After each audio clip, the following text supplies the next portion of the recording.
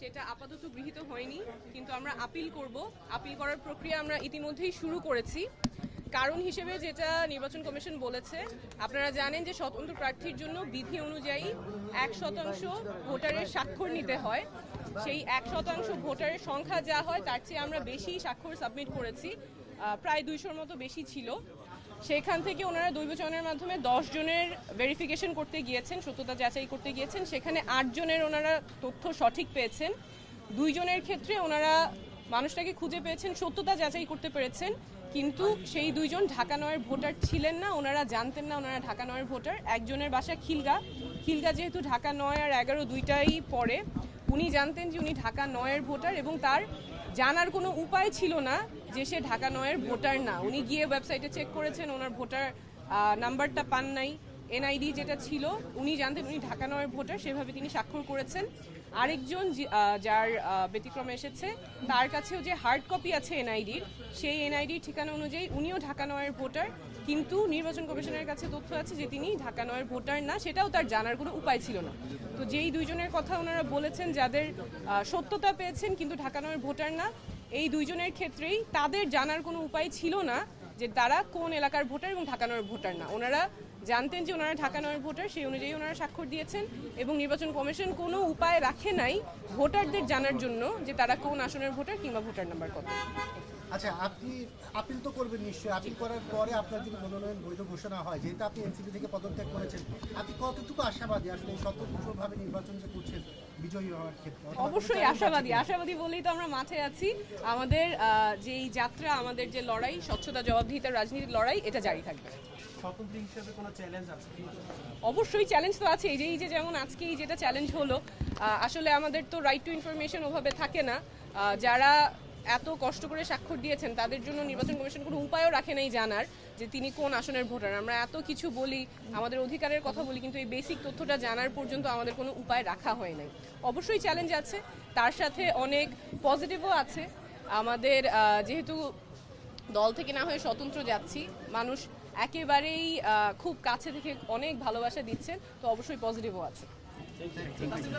আমি মোহাম্মদ নাসিরউদ্দিন পাটোয়ারি, জাতীয় নাগরিক পার্টি শাপলাকলি প্রতীকে আমি মনোনয়ন ফর্ম জমা দিয়েছিলাম। আজকে রায় ঘোষণা হয়েছে। আমাদের জাতীয় নাগরিক পার্টির শাপলাকলি প্রতীকে নাসিরউদ্দিন পাটোয়ারি ঢাকা 8-এর জন্য যে মনোনয়ন দাখিল করেছিলেন তা অ্যাকসেপ্টেড হয়েছে। আমরা আল্লাহর দরবারে শুকরিয়া আদায় করি যে আমরা একটি গণতান্ত্রিক পথে উত্তরণ করতে যাচ্ছি। আমরা আশা করি যে ফেব্রুয়ারিতে 12 তারিখে যে ইলেকশনটা হবে এটা সুষ্ঠুভাবে অনুষ্ঠিত হবে। তবে আমাদের কিছু অস্বস্তির জায়গা রয়েছে, যেমন আজকে আমরা দেখলাম যে জাতীয় পার্টির প্রার্থী রয়েছে, পুরো বাংলাদেশের জাতীয় পার্টি প্রার্থী দিচ্ছে, এটা আমাদের একটা অস্বস্তির জায়গা রয়েছে। সাথে সাথে আমরা ব্রিটিশ কলোনিয়াল পিরিয়ডে যেই ধরনের ব্যবস্থাগুলো দেখেছি, কাগজপত্রের আমলাতান্ত্রিক জটিলতা, সেগুলো আমরা দেখেছি। গত 15 বছরে আমাদের তরুণ সমাজকে একটি কথা বলা হয়েছে যে স্মার্ট বাংলাদেশ অর্থাৎ ডিজিটাল বাংলাদেশের আমাদেরকে বলা হয়েছিল, কিন্তু আমরা ডিজিটালের কোনো ছিটে ফোটাও দেখিনি। সে আমলাতান্ত্রিক জটিলতা প্রাগৈতিহাসিক যুগে যেভাবে কাজ হয়েছে সেইভাবে এখনও কাজ হচ্ছে। আমরা আশা করব ভবিষ্যৎ যারা সরকারে আসবে এবং আমাদের যে নেতৃত্বাধীন যে জোট রয়েছে, সকলে আমরা মিলিয়ে একটি ডিজিটাল বাংলাদেশ উপহার দিব, যাতে এই ধরনের আমলাতান্ত্রিক জটিলতা না থাকে। ইনশাল্লাহ ঢাকা 8-এ জনগণের যে রায় হবে 12 তারিখে, সে রায়ে ইনশাল্লাহ সবাইকে আমরা আহ্বান জানাচ্ছি শাপলাকলিকে বিজয় করার জন্য, নতুন বাংলাদেশ গঠন করার জন্য। নাসিরউদ্দিন ভাই, দুটো কোশ্চেন আছে। নিরপেক্ষতা নিয়ে কোনো প্রশ্ন আছে কিনা এই প্রশাসনের? আমরা বিভিন্ন জায়গা থেকে নিরপেক্ষতার কথা শুনছি, এই জায়গাগুলোতে কেমন দেখছেন আর ভবিষ্যতে তাদের কাছে কি কেমন আশা করছেন? আমরা এই অফিসে যতটুকু দেখেছি সেখানে ওনাদের নিরপেক্ষতা দেখেছি এবং সকলের সামনে ওনারা কথা বলেছেন, কিন্তু বিভিন্ন জায়গায় যেমন দেবিদ্বারে সেখানে ঋণ খেলাপি যেটা হলো হাসনাত আবদুল্লাহ আপত্তি তুলেছিলেন, সেটার এখনও সুরাহা করা হয়নি এবং বিভিন্ন জায়গাতে আরও আছে প্রশাসন বিএনপির দিকে ঝুঁকে পড়েছে, তারা সেই বিষয়গুলো আপত্তি তুলেছেন।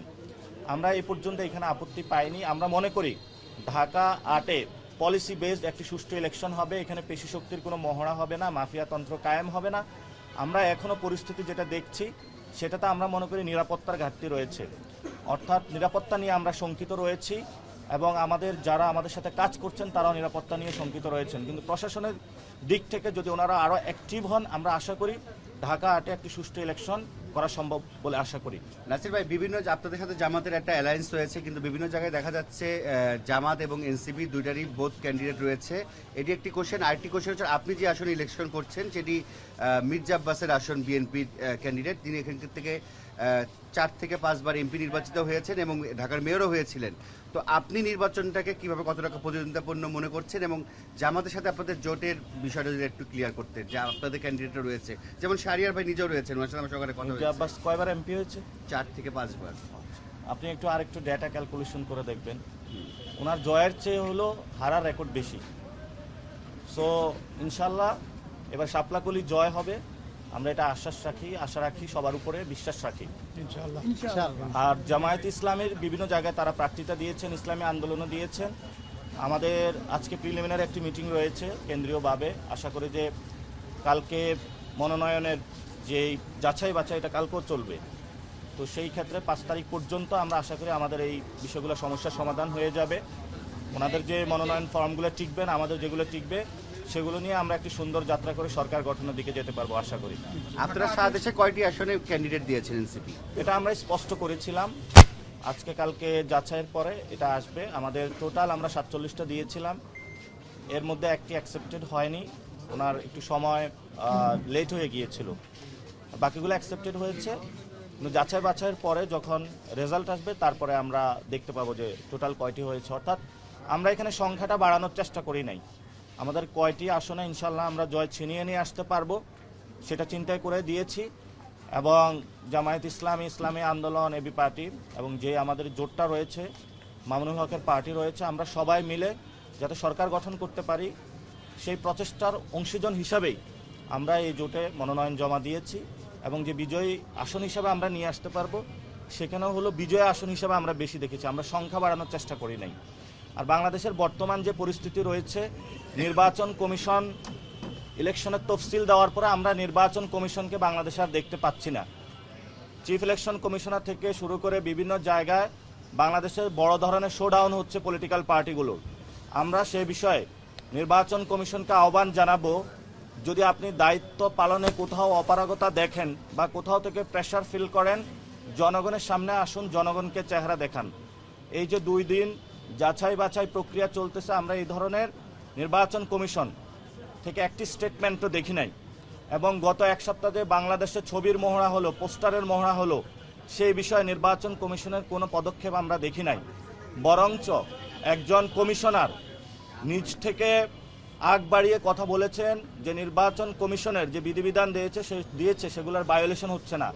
আমরা মনে করি এই ধরনের দলকানা নির্বাচন কমিশনার, তাদের লজ্জা শরম থাকা উচিত এবং অতি দ্রুত তাদের পদত্যাগ করা উচিত। ধন্যবাদ সবাই।